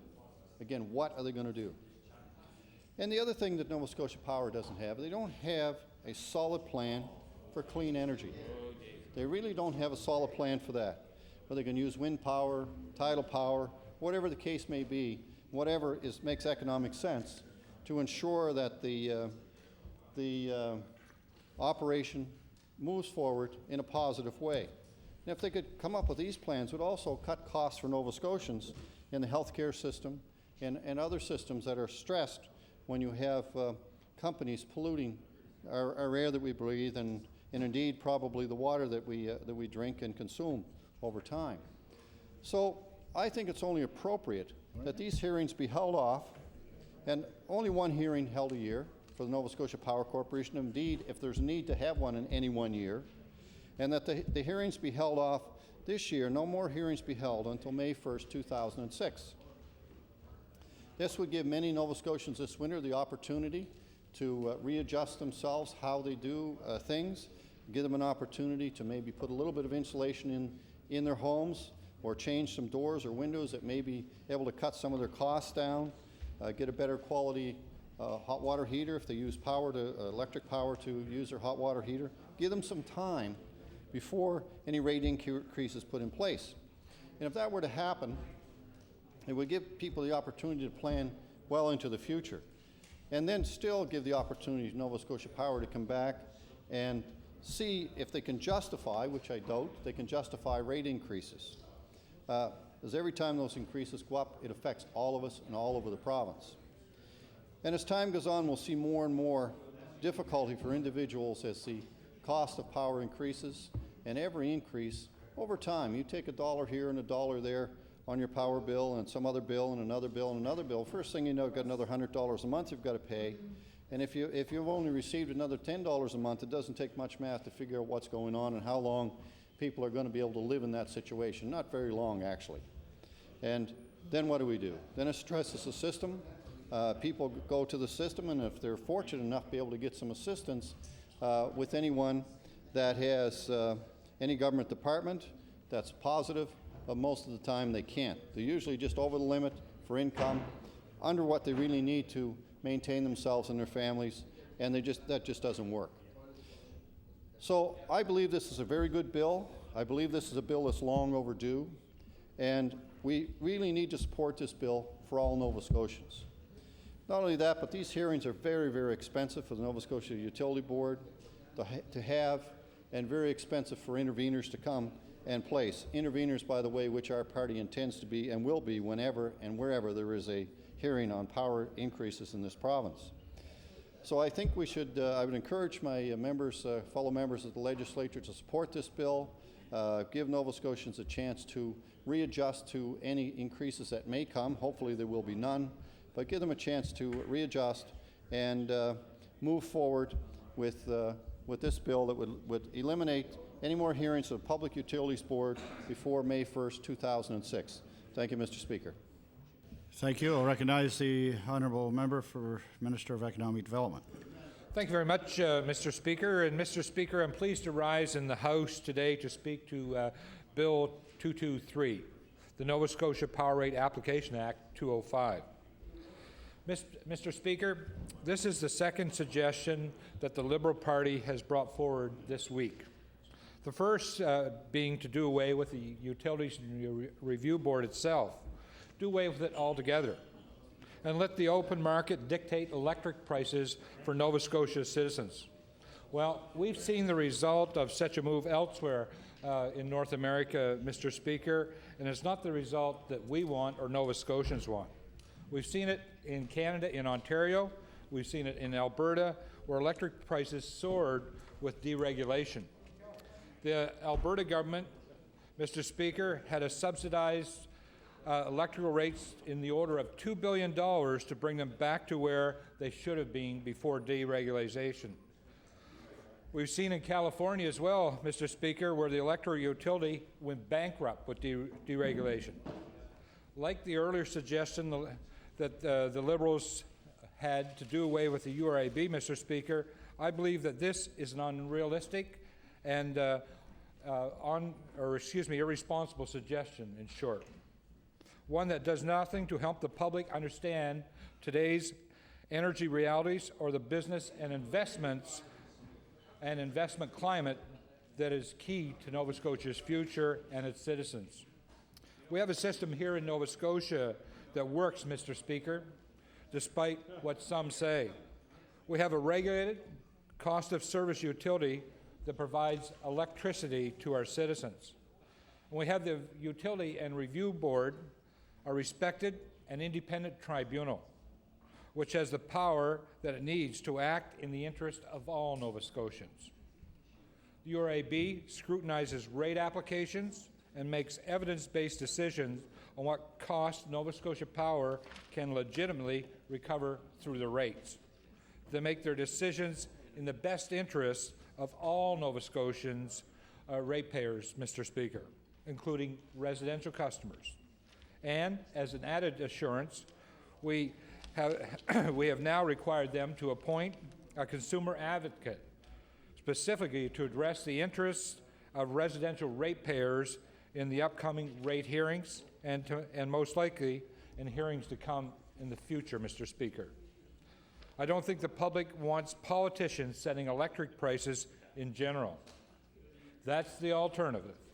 Mr. Speaker, if we take that responsibility away from the independent regulator as suggested by the Liberal Party sponsorship of this bill, that is what will happen.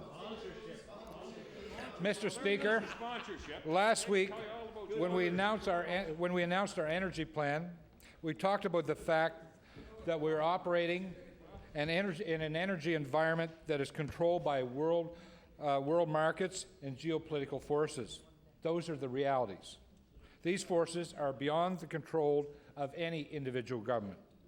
And I believe people are beginning to understand the new reality, Mr. Speaker, of that energy market and that geopolitical forces at work. And all parties have a responsibility to help themselves understand, and with that factual information, not politically posturing, help Nova Scotians cope with the current new energy reality.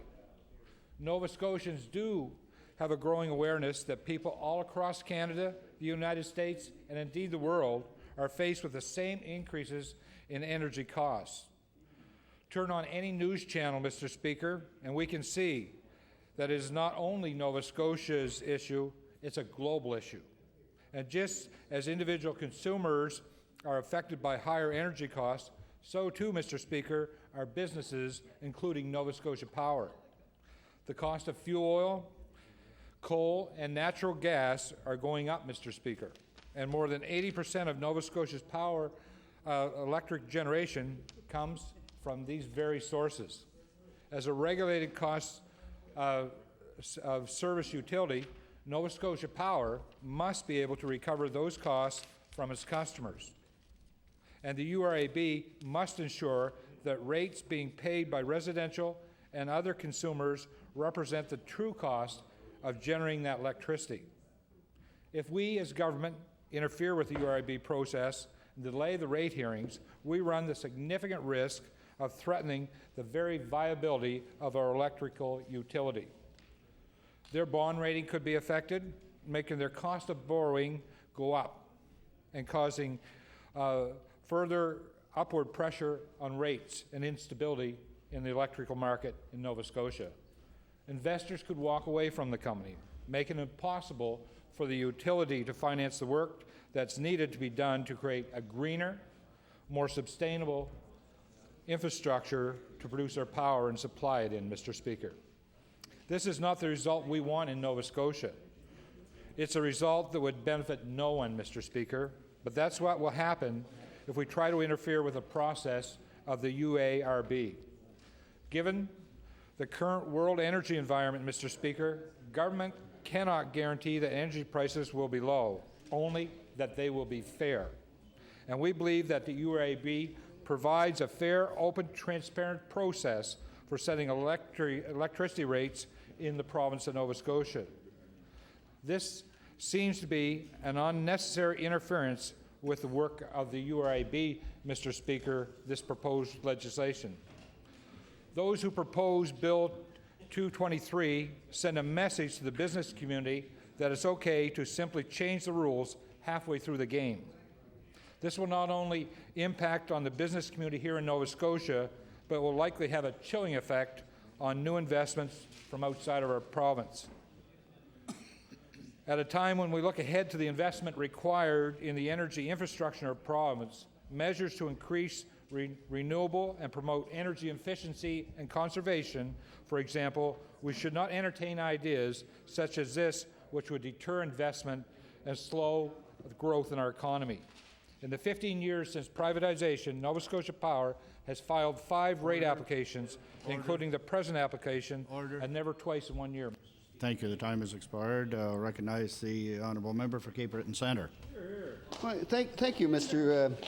Speaker, and I think it's the first time I've been on my feet since you've assumed the chair again, so welcome to that lofty position. Mr. Speaker, this bill by itself is probably supportable.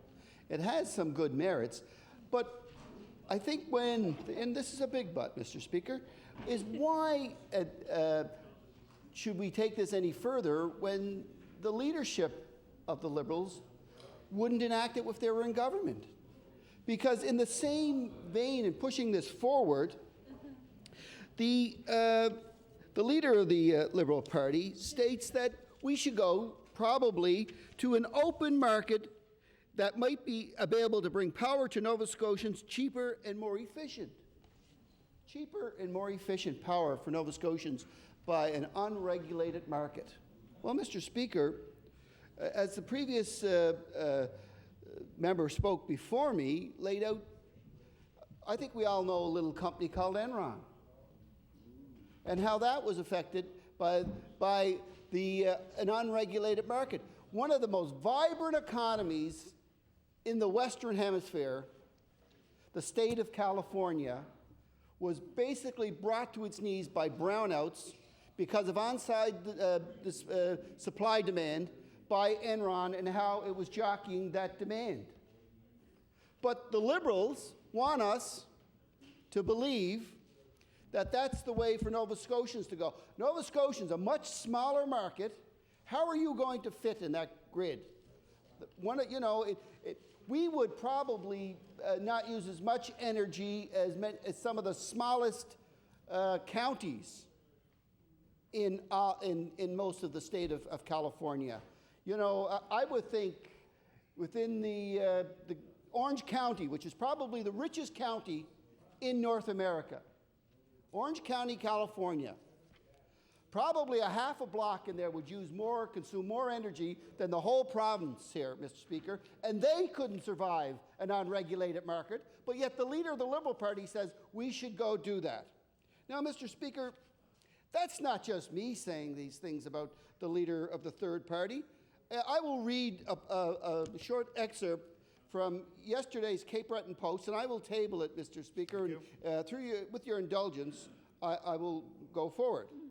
The headline is Bashing URB, No Solution, Regular Doing a Decent Job on Looking Out for Power Users. First paragraph. Nova Scotia Liberal leader Francis McKenzie isn't the only one questioning the performance of the Utility and Review Board in setting power rates. It's just that the other criticism tends in the opposite direction, suggesting the URB has been too diligent in suppressing rates and not understanding enough the utility's business case.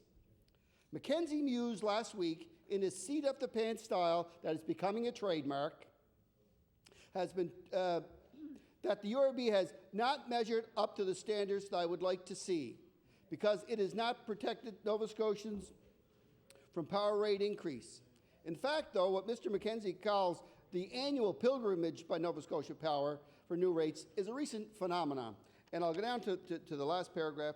These issues affecting the financing, cost, flexibility of the utility are not unknown to URB, of course. balancing these concerns against the personal and general economic impact of rising electrical rates in a complex task requiring expert knowledge and judgment exercised through an open process. That's what we have in the URB, and if Mr. McKenzie has a better idea, he should tell us what it is. I'll table that, Mr. Speaker. And that's the important part, because, you know, last March, when the government when URB laid out its decision on March 31, it chastised the power company and things like they didn't see out far enough, Mr. Speaker, and they were imprudent in the final procurement practice of the cost of fuel and purchasing power approved by the board in the 2005 year it is scheduled, Mr. Speaker. Now, there was a time in the 2001-2002 year, if Nova Scotia Power was being real prudent, and when coal had dipped to below average world markets, they should have locked in long-term agreements then. But it failed. Was this a failure of the URB? No, it was a failure of the generating distribution company, Mr. Speaker. That is where this problem lies. So, yes, I believe that they shouldn't come knocking on the door every time they feel slighted, but the fact of the matter is limiting or doing away with URB is not the answer.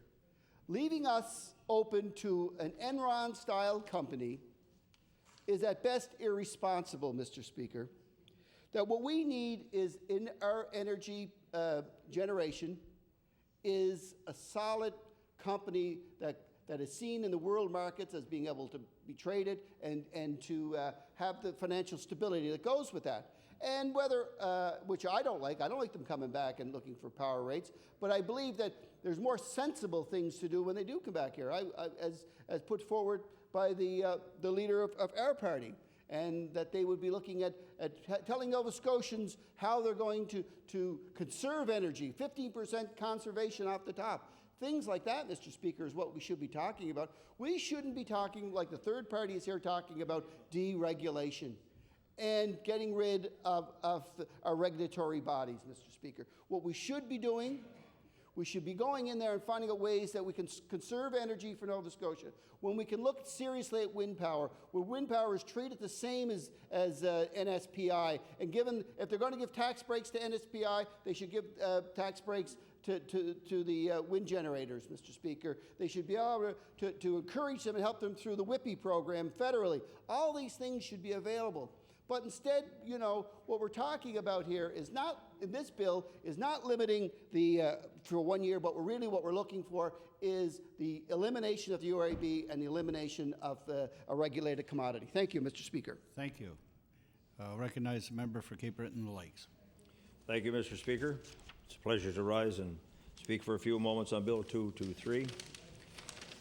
Mr. Speaker, the bill will delay the current proposed rate increase by Nova Scotia Power, and our Liberal caucus believes that this rate application should never have been allowed to proceed in the first place.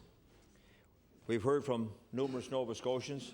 Nobody, not one, would like to see more money in power rates, especially since Nova Scotia Power has already increased the rates once this year. Mr. Speaker, I'll try to take a positive approach, not like the previous speaker, and deal in the negative. We need to be proactive, Mr. Speaker, and encourage Nova Scotia Power to do the same and have them aggressively plan for the future. They're highly dependent on coal and oil, which is very vulnerable on the international market. And of course, we've seen the costs go through the roof recently. But Mr. Speaker, I suggested at a meeting in Sydney, hosted by the president of Nova Scotia Power, and I mentioned that sometimes the results that you're looking for are either right next door or the person working alongside of you. Mr. Speaker, for the record, I would like to mention that efficiencies from within in Nova Scotia Power could be easily attained if the company would follow the example by some of the employees that they have that I had the pleasure to work with experience, asked for, and received top-notch service. Mr. Speaker, I'm referring to the Customer Relations Officer, Ken Perouche, Engineer Dan Muldoon, and a man who is second to none when it comes to computer operation, Donnie Patterson at the NSP down in Point Coney. Mr. Speaker, there's a lot of noise these days and distraction surrounding the rising costs of energy, falling temperatures, and Nova Scotia's need to deal with hearing about another rate increase. Now, Mr. Speaker, we've heard the government come out with an energy package to say that it will help those in need with their energy this year.